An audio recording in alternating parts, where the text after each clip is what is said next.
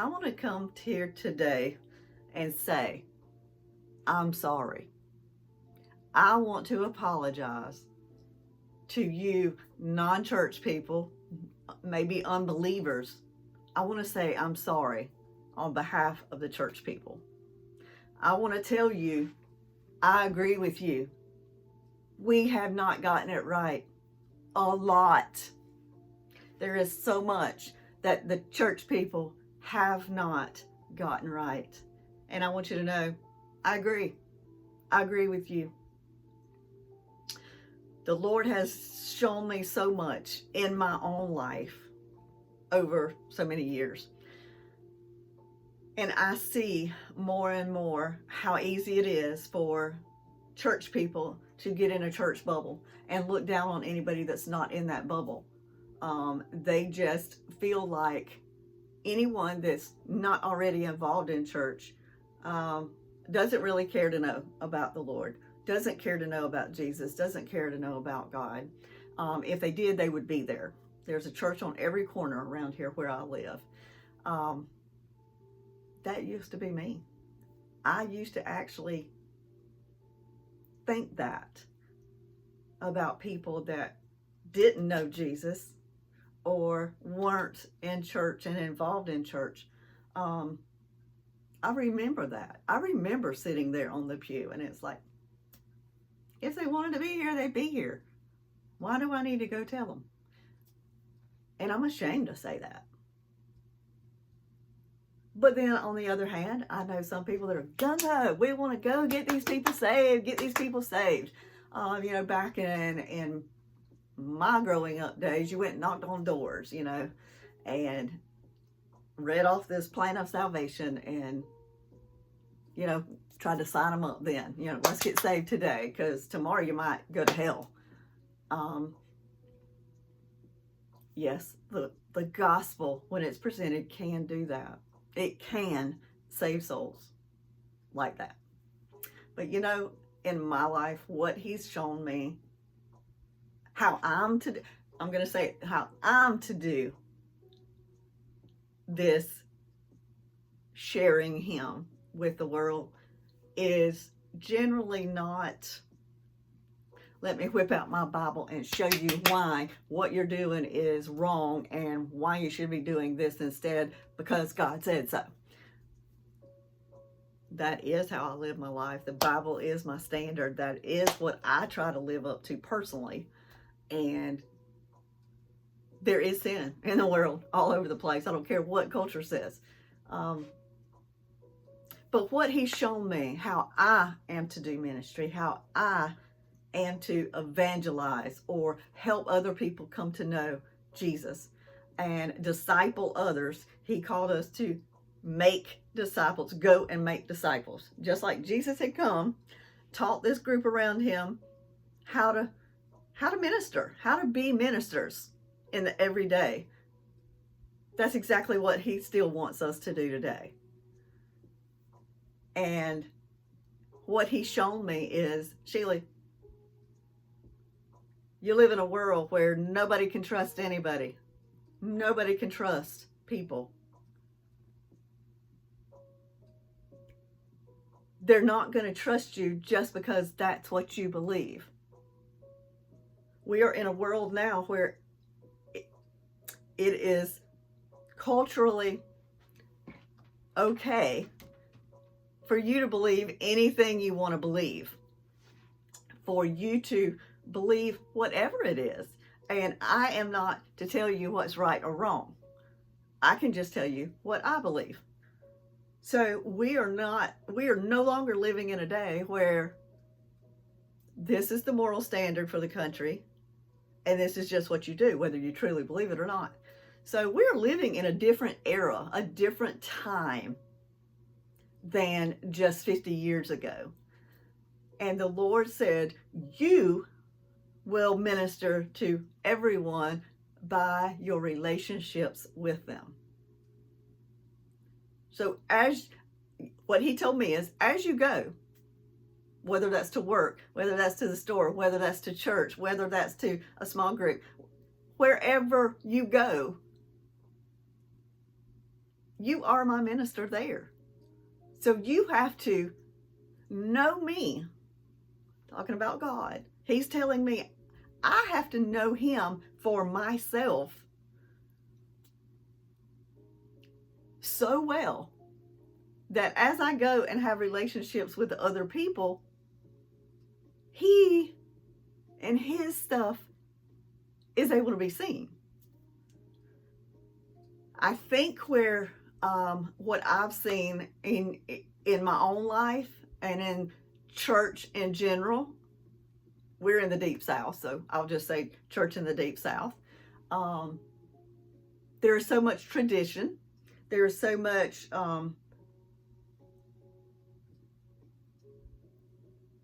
religiosity, I would say, about you go to church on these days, you do these things, you serve in the church, you do all the things,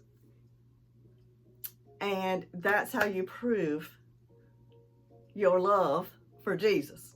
That's how you prove your Christianity. But I'm going to agree with you again, non-church goer or someone who used to go to church and doesn't anymore, or even the unbelieving. I will agree with you that in that religiosity and in that tradition, we can be doing all the wonderful things and look like this angel at church, and it have absolutely nothing to do with who we are when we go to work, or when we go to Sunday lunch right after the service and act like the fool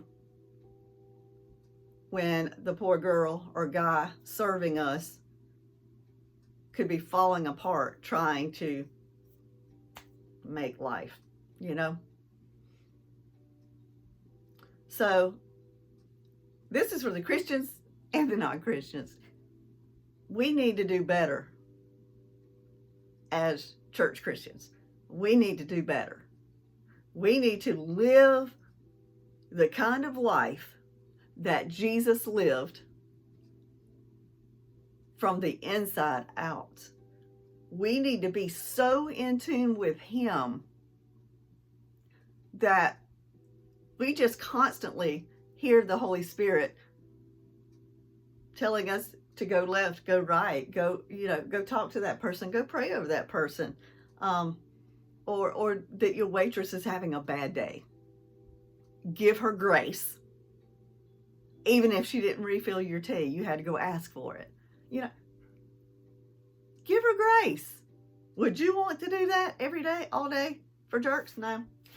Sorry, rant there. What I'm saying is I get it. I get it.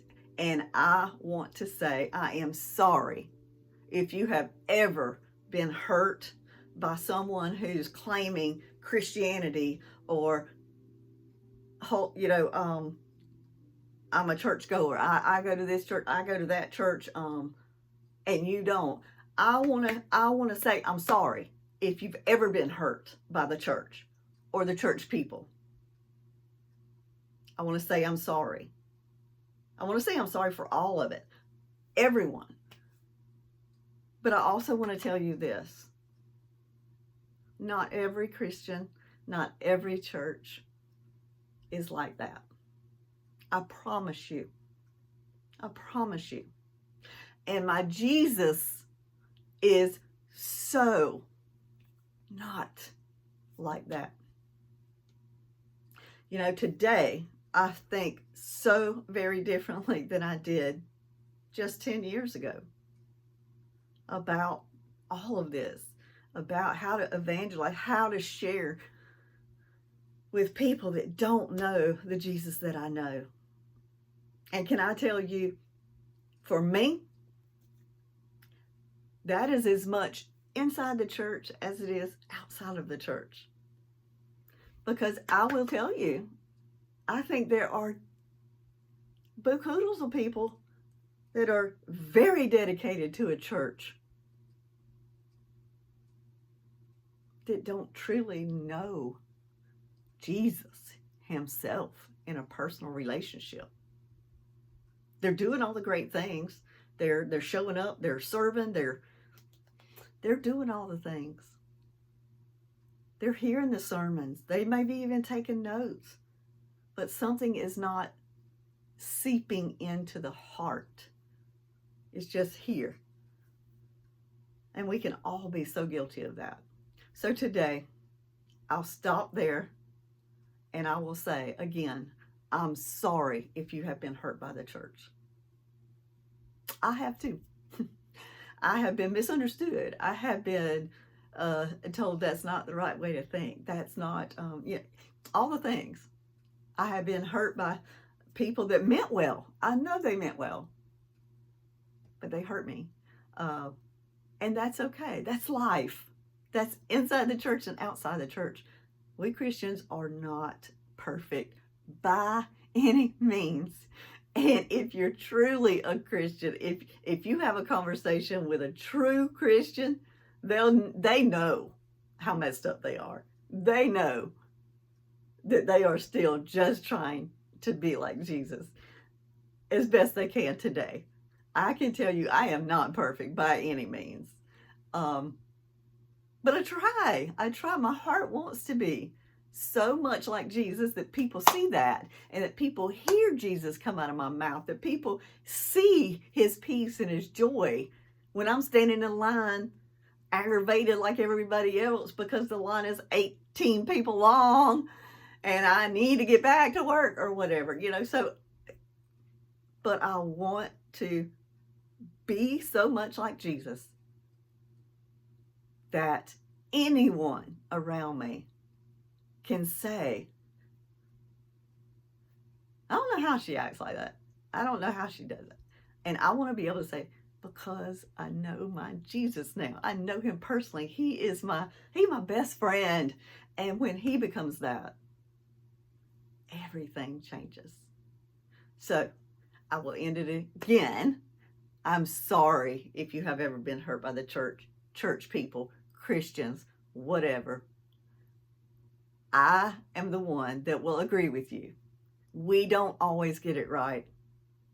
But I can truly tell you that there are so many of us that try so hard just because we know what Jesus has done for us in our personal life, how he has changed my life inside out, upside down, from the inside out, for the amazing, abundant life that he has for all, if we'll come to him. So, let me talk to you, please.